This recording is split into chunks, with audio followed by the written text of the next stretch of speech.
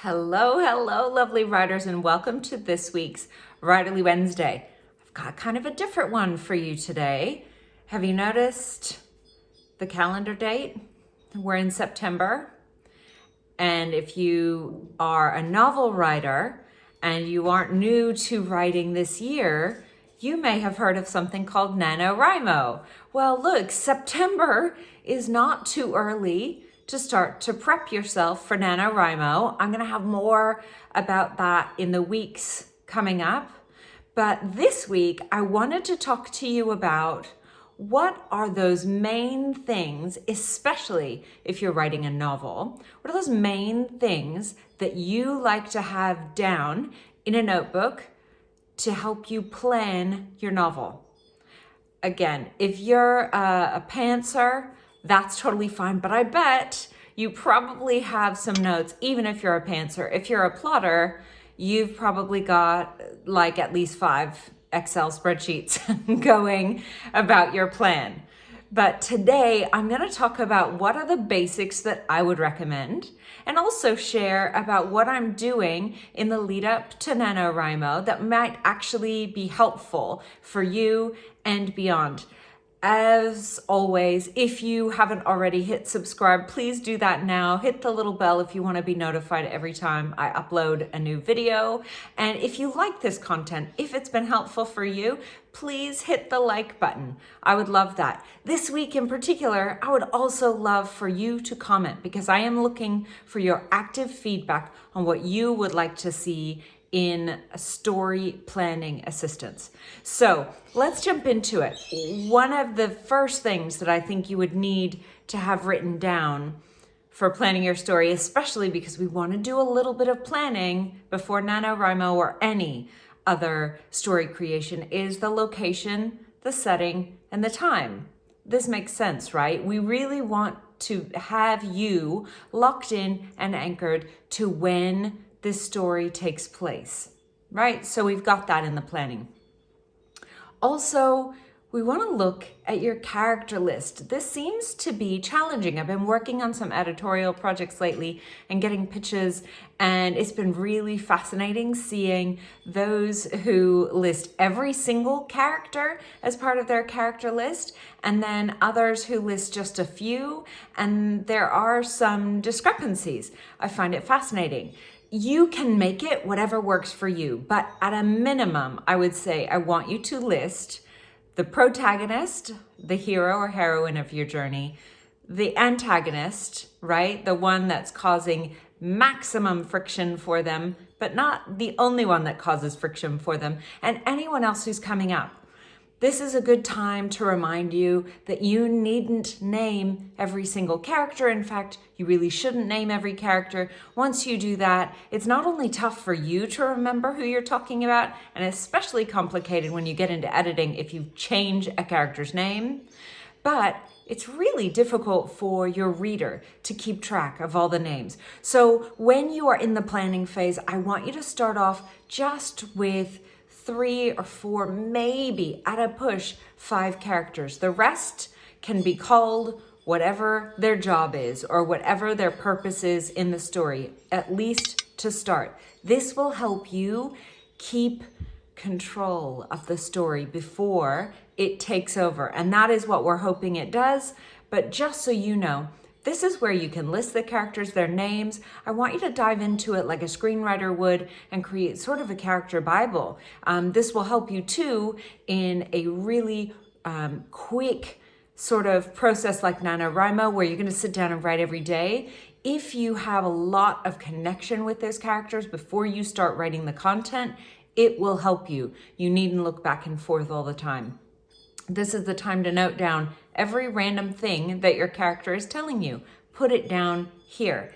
The next thing that I would recommend is actually naming your why or your GPS plot point. If you've been around me for a while, you would have heard of this before, but essentially this is this GPS location.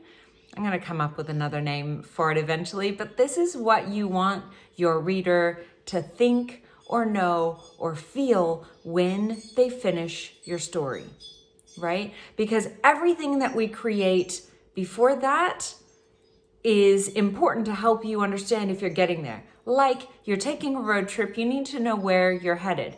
You would needn't know the details of it, but you want to leave the reader feeling, thinking, or knowing something. Have that written down, get really specific. The vehicle is the part that I say you can take a VW Bug, you can take a train, you can take a Lotus, you can take a Ferrari, you can take all sorts of vehicles from the start to the finish and still get to that end result. But I want you to have a good idea of what's that end result you're getting to. And now we'll go into things like what vehicle are you going to take. Once you've got that GPS location, this is a good time to slot in your ideas for the 5 plot points. Again, if you've been around a while, you've heard of these before. I'm only asking you to do as much planning as this. Opening scene, inciting incident, a bit about the messy middle, the final battle, and then the closing scene. You can keep it loose, you can get more specific, but at least if you have those, you've got a simple idea of like a frog hopping from lily pad to lily pad. We want to see the movement in the story. Let me know. You can move from this 5 plot points and then break it down into 3-act style. You can do snowflake method. If you want to expand on each of these, you can expand it into 7 or even 21 plot points if you really want to. You can go and do something that is listening to the story beats if that really resonates with you. I would love to hear your ideas on what feels best for you in your planning, but that would be my main basic recommendation would be the 5 plot points. Then I would have in a plan what is, and this is slightly different to that feel, think, know that I'm asking you about, that GPS coordinate. I want you to write down in a line or two, what is the main conflict and or resolution? What is the main transformation that you're trying to show? All of your characters, when you go from that GPS coordinate back, are starting in one place, and by closing scene, they should be potentially, at least in one small sliver of their life, 180 degrees different. What is that? What are we looking to show? And then right in the middle, or maybe a little bit before or a little bit after, depending on what formula you like to use for your story planning, we want to know what's the main conflict. What are we really pushing against? This gives you a ton of help when you are in amongst the muck writing the story, keeping that in mind. And then finally, if you like to do a little bit more planning, you can do a scene breakdown. The way that I like to use this is actually, if you see the characters in your mind interacting, make some notes about it. Make some notes about where they have contacted each other. It's like I've got some kookaburras laughing at that advice. I promise it's good advice. But this can be the place that for those of you that like planning or get these out of the blue downloads, it feels like, from characters, this is a great place to write it. Snippets of dialogue, conversation, what bugs them most about another character that's coming into play. Now, I would love to hear from you. Are there any things that I left out of this planning that you would love to see in a planning assistant or a planning tool that you use? Are there any things that you absolutely disagree with and say, no, I hate that, that wrecks it for me? Tell me a little bit about what you like and what you don't like when it comes to planning. Anything that I offered as advice that surprised you? Let's talk about it. Here's why. I'm actually creating a set of blank journals to help you write down your story. If you're like me, you still like stationery as well as writing on laptops and iPads and things like that. I'm also creating a series of story planning journals. They're short, but they're the place that you can always refer back to. You're making yourself a story Bible in essence, preferably for each story that you start to write. That way, if one starts to run out of steam, but you still like the idea, you get to keep it. You get to keep all your ideas. There will be sections for total creativity, drawing, doodling, things like that.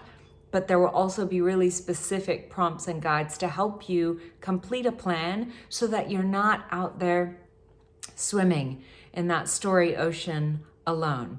now's the time to start to give thought to what you might write during NaNoWriMo. And if you're writing nonfiction, you're not left out of this. You can use the same principles for nonfiction. Please drop a comment below if you would like to see something specific on how to do story planning for nonfiction, the way that it's shifted a little bit from what my advice might be for fiction. Otherwise, that's it. Again, subscribe if you haven't already. Don't forget to hit that bell. And please, if this was helpful to you, hit that like button. It will help more writers who are out there see the content and maybe find a way to get a little bit further in their process.